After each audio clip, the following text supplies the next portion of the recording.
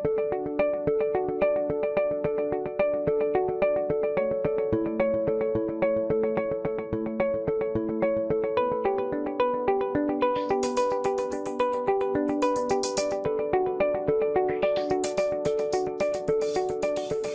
selamat pagi anak-anak kami seluruhnya.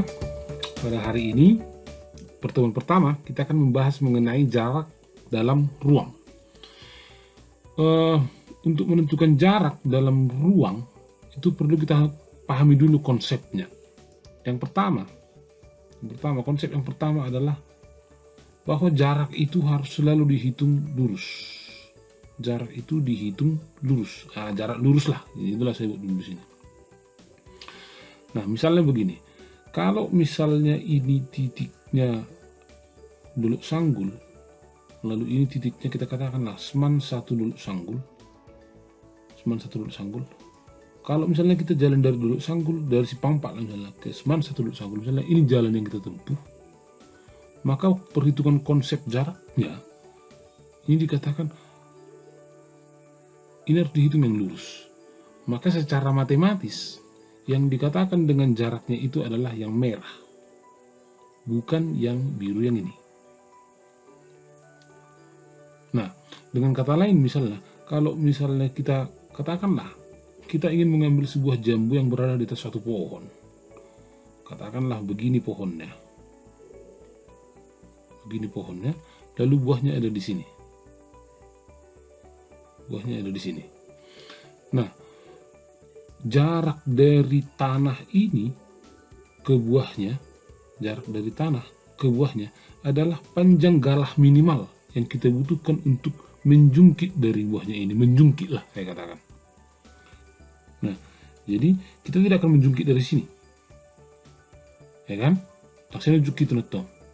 Kita tidak akan menjungkit dari sini, tapi kita akan menjungkit langsung dari bawahnya yang ini. Maka dapat kita katakan bahwa ini bukan jaraknya, jarak dari buahnya ini ke tanah yang ini juga bukan. Nah, ini yang pas. Jadi konsep yang kedua dalam penentuan jarak ini adalah jarak itu harus yang terpendek. Pertama dia harus lurus, yang kedua dia merupakan yang terpendek. Nah, sama misalnya kalau misalnya kita ubah posisinya ini, katakanlah misalnya ada sebuah pohon yang tumbuh di tebing yang miring. Buahnya sekarang posisinya di sini. Kalau kita pikirkan dari mana kita akan dari mana jarak terpendeknya kemari? Dari sini. Dari mana kita menjungkit yang paling menjungkit lah istilahnya kita kata. Yang paling dekat kemari. Kalau kita coba misalnya dari sini, panjang galahnya sekian. Atau bisa juga langsung dari sini, panjang galahnya sekian. Tapi yang terpendek itu pasti dari sini. Yang ini. Nah, kalau kita perhatikan gambar tiga ini panjangnya sekian, terpendek pasti ini, memenuhi yang ini. Tapi syarat yang ketiga, ini tadi salah, lalu yang ini yang benar ya. Nah, syarat yang ketiga ini, jarak yang dibentuk itu C, jarak harus siku-siku atau 90 derajat. Jadi ada tiga konsepnya di sini sekarang. Yang pertama, jarak itu harus selalu dihitung lurus. Yang kedua, jarak itu merupakan sisi yang paling pendek. Saya tuliskan cukup jarak terpendek saja. Lalu yang ketiga, jarak itu harus selalu dihitung tegak lurus. Jadi A, B, C. Ini ketiga konsepnya. Sampai di sini bisa dipahami ya. Nah, dalam pertemuan hari ini kita akan membahas sebagian dari jarak pada ruang. Yang pertama itu jarak antara titik dengan titik. Titik dengan titik. Sebenarnya ini sudah dijabarkan tadi di sini. Kalau misalnya ada dua buah titik, katakanlah ini titik A dengan titik B, maka jarak dari titik A ke B itu langsung ditarik garis yang begini. Dibuat definisinya adalah ruas garis yang menghubungkan A ke B. Kalau begini tulisan saya itu karena saya baru jadi dokter ya, agak jelek tulisan saya.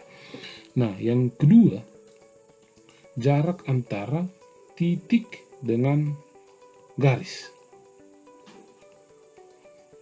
Jarak antara titik dengan garis. Yang pertama tadi, jarak antara titik dengan titik.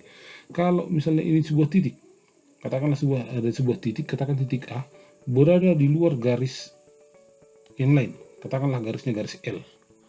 Jarak dari titik A ke garis L itu kita buat definisinya sesuai dengan konsep yang ini. Merupakan jarak, dan sesuai dengan penggabungan yang ketiga yang ini, merupakan jarak yang tegak lurus dari titik A ke garis L. Begini. Katakan garis yang tegak lurus ini, yang kita buat ini, memotong di titik B. Memotong di titik B. Bisa dipotong, bisa. Maka jarak dari titik A ke garis L itu merupakan panjang ruas garis yang menghubungkan dari A ke B. Definisikan panjang ruas garis tegak lurus dari A ke garis L. Dua konsep yang sudah dipelajari hari ini. Yang pertama, untuk titik dengan titik kira sama mana kin. Lalu yang kedua, jarak antara titik dengan garis. Titik dengan garis itu penggabungan antara B dan C. Dua saja dulu pertemuannya. Kita lihat nanti contoh soal yang memuat antara jarak antara titik dengan titik dan titik dengan garis. Baik, perhatikanlah misalnya contoh soal berikut. Ini contoh soalnya. Misalnya diberikan kubus A, B, C, D, E, F, G, H dengan panjang rusuk misalnya lah, karena sekarang bulan 8 itu, kita katakanlah misalnya panjangnya 8. Nah, sistem penamaan kubus itu A, kalau dikatakan A, B, C, D, E, F, G, H, maka penamaannya itu harus searah. Jadi A, B, C, D, lalu di atasnya A itu langsung titik E, lalu E, F, G, H. Penamaan bangun datar itu A, B, C, D. Boleh juga ke arah sebaliknya, tapi nggak boleh begini kan, A, B, C, D. Ini bidang datar, ini bidang datar A, B, C, D. Kalau ini bidang datar A, C, B, D. Atau boleh juga jadi C, B, D, A. Sama seperti ini, misalnya boleh saja menjadi D, A, B, C. Jadi harus sekali putaran menamakannya, sekali putaran begini. Apa hanya berlawanan jarum jam? Enggak, boleh juga searah jarum jam. Jadi ini juga boleh disebut sebagai D, C, B, A. D, B, C, A. Tapi tidak boleh jejak begini, A, B, C, D. Nah, misalnya perhatikan contoh soal yang ini. Ini contohnya. Berapakah jarak dari titik A ke C? Nah, jawab, kalau dari A ke C sesuai dengan konsep yang tadi itu, berarti kan kita tarik garis yang tegak lurus, yang lurus langsung dari A ke C. Kira-kira begini. Maka yang merah inilah yang perlu kita hitung panjangnya. Nah, untuk menentukan panjangnya yang merah ini, cukup kita lihat segitiga A, B, C. Posisinya segitiga ABC itu kira-kira begini. Sat, son, zon. Ini titik A-nya, ini titik B, ini titik C.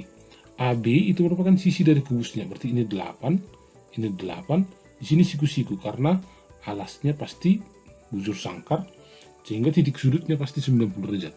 Maka ini akan memenuhi teorema Pythagoras, sehingga AC berarti sama dengan akar dari AB kuadrat ditambah BC kuadrat. Teorema Pythagoras ini kan, akar dari 8 kuadrat tambah 8 kuadrat, lopat, akar dari 128, ini 2 dikali 64, akarnya 64 itu 8, berarti sama dengan 8 akar 2. Maka jarak dari titik A ke C adalah 8 akar 2. Nah, misalnya berapakah jarak dari titik, katakanlah misalnya E ke C,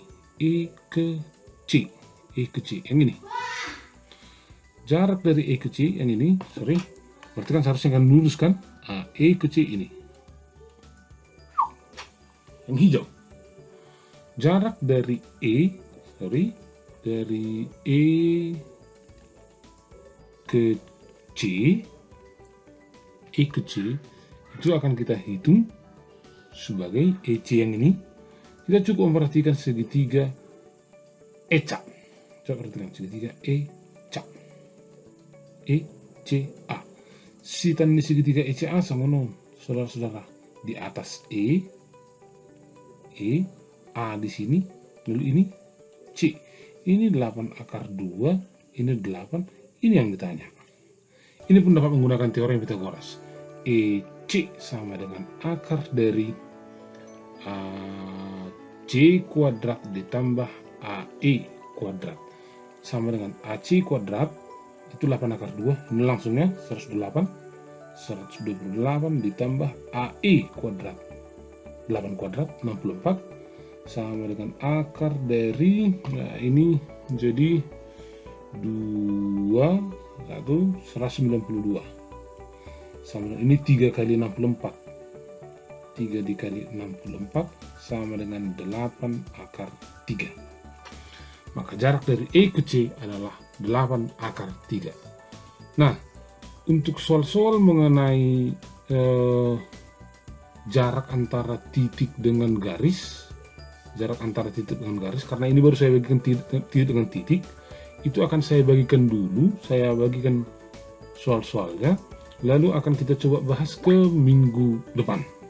Sekalian lagi untuk konsep ke jarak yang ketiga, keempat, sampai dan seterusnya. Ini saja pertemuan kita untuk hari ini, mudah-mudahan bermanfaat. Selamat menonton, selamat belajar, dan salam sehat. Horas.